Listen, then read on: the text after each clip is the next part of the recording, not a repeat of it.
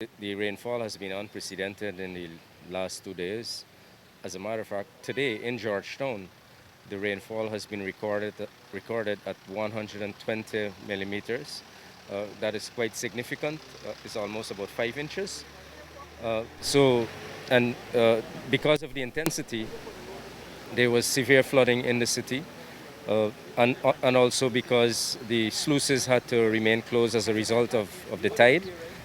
Since 9 a.m. this morning, the sluices were reopened, and we have quite a few pumps. All the pumps are operating, so the water has started to recede across the country, especially in region on the east coast, has significant water accumulation. We have deployed excavators as well as pumps in some areas, and with sluices now open, so water has been receding in those areas. We have a total support of the government to make sure that the water recedes as quickly as possible and that there is not significant damage. The Minister of Agriculture is also out, as well as other ministers of government, public works too. So, and we're basically across the country at this point in time. On the East Coast, on the East Bank, in Region 5, over the last few days, Region 5, especially in West Bank, Berbice area, experienced some flooding. We were able to get that situation under control. In Charity, there is flooding too, and I've been advised as soon as the tide recedes and the sluice is open, that the situation there will get back to normal. We have a very close collaboration with the CDC, the Civil Defense Commission, and we have a working relationship. So those committees in those regions are on standby. In Region 4, it is activated. Region 5, it is activated, and to a lesser extent, Region 6.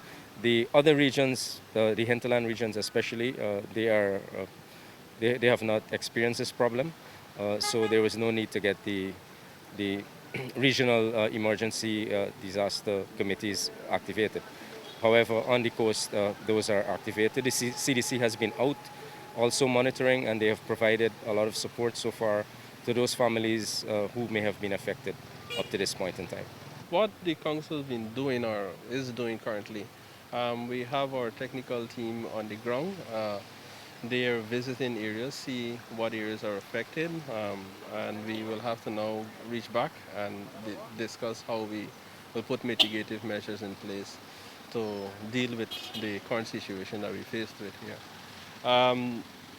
We also have men on the ground who are going around to clear chokes and so forth, because as these water recedes, we will have the challenge of plastics and bottles and so forth clogging some of these outlets. So we have persons going around and clearing those whilst we do our further assessment.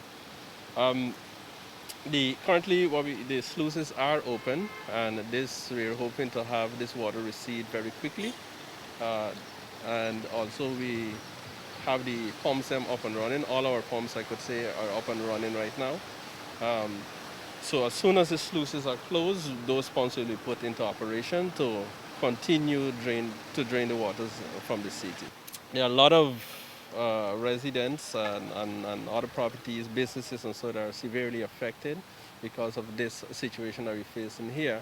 Uh, there are evidence of waters in persons' home, evidence of waters in businesses' home, just quality, as we call it, the Bangsiage outlet that we have at Common on Main Street.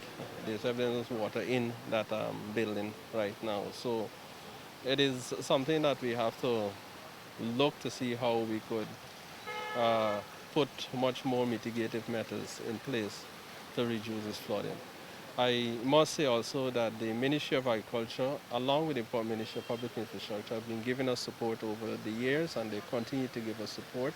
Uh, very shortly, we will have an additional 3 pumps being installed along the Demawara River that will give more help or more assistance in draining these water quickly off of the land when we have these heavy downpour.